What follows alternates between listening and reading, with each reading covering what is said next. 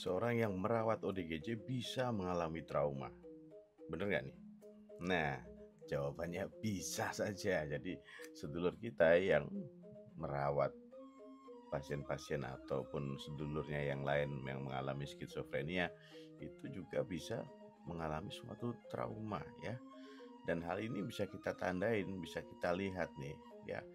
Setidaknya ketika kita tidak ikut merawat sedulur kita yang menderita sakit kronis atau skizofrenia dalam hari ini, setidaknya kita bisa cukup ngertiin gitu loh. Jadi nggak cuman kita mencela keluarganya atau bagaimana, tapi kita cukup mengerti bahwa caregiver atau orang yang merawat penderita skizofrenia atau penyakit kronis itu juga bisa mengalami suatu kondisi traumatik. Nah, tanda-tandanya nih di badannya yang bisa kita lihat ya. Apa saja yang bisa kita lihat? Nanti kita lihat berdasarkan keluhan-keluhan fisiknya yang biasanya dia ungkapkan. Mungkin ngeluh enggak ya, tapi kita tanyakan atau kita lihat ada keluhan fisik yang terkait dengan kondisi traumatik dari sedulur kita yang merawat pasien atau merawat ODGJ atau penyakit yang kronis yang lainnya.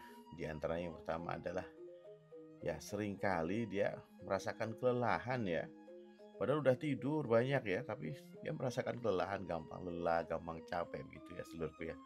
Nah, hal ini seringkali diungkapkan oleh caregiver atau orang yang merawat penyakit kronis atau skizofrenia seperti itu. Jadi dia ungkapkan, ya capek letih gitu ya, tapi tidak bisa sembuh dengan tidur yang cukup. Sepertinya sudah tidur cukup ya, tapi nggak bisa sembuh, nggak bisa segar kembali dalam kondisi ketika bangun. Nah, jadi tidur tidak menyelesaikan masalah capeknya dia. Nih tanda-tanda nih, rasanya capek terus ya. Tapi kita lihat dia padahal tidur seharian misalnya seperti itu. Tapi tidak menyembuhkan capeknya. Nah, kemudian seringkali yang nomor 2 nih, punggung nih sering sakit, sering nyeri ya, dan nggak bisa segera membaik itu dengan istirahat. Nah, kemudian kadang-kadang ada keluhan lambung. Nah, seperti itu ya. Wah, begah nih, sering kembung seperti itu. Ini sedulur kita caregiver, kadang-kadang kita perlu perhatikan dalam kondisi seperti itu. Nah, kemudian tiba-tiba dia emosional ya. Kemudian merasa cemas tiba-tiba atau tiba-tiba ya merasakan nggak enak gitu ya.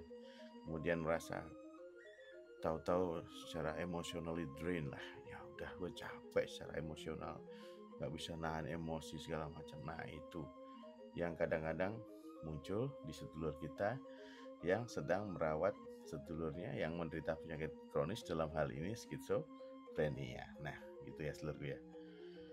Nah, ada lagi tanda-tanda ini. Satu tanda yang bisa kita lihat lagi ya, bahwa sedulur kita ini mengalami kelelahan dalam merawat sedulurnya yang sedang menderita skizofrenia. Nah, ada lagi ya. Meskipun malam kadang-kadang dia sulit tidur ya, tapi dia tetap aktivitas malam meskipun dia exhausted. Meskipun dia harusnya nih anak sudah capek nih dari pagi begini, tapi dia malam hari nggak bisa tidur dan melakukan semua aktivitas malam hari. Tetap aktivitas malam hari. Ini tanda-tanda nih, kenapa nih? Jangan-jangan nih mulai merasakan satu kondisi di mana dia ada traumanya nih anak ini. Nah, mungkin ada sesuatu yang kita nggak bisa ngerti nih. Anak ini nggak ngomong nih. Nah, seperti itu ya. Jadi pengorbanan seorang caregiver dalam merawat saudaranya atau sedulurnya yang menderita skizofrenia atau penyakit kronis itu perlu kita sadari dan perlu kita mengerti. Kalau bisa memang kita bantu, tapi setidaknya dengan situasinya itu kita cukup memahami sehingga kita tidak melukai perasaannya dengan komentar-komentar kita yang tidak terlalu mengena sebenarnya. Meskipun kita mencoba menasihati, tapi dalam kondisi yang sangat capek, sangat exhausted, dia sulit untuk menerima karena kondisinya dia memang benar-benar capek. Oke sedulurku, tetap waras ya dan gaspol. Ayo kita bantu sedulur kita yang menderita skizofrenia dan caregivernya. Jangan lupa ya, kita perhatiin ya.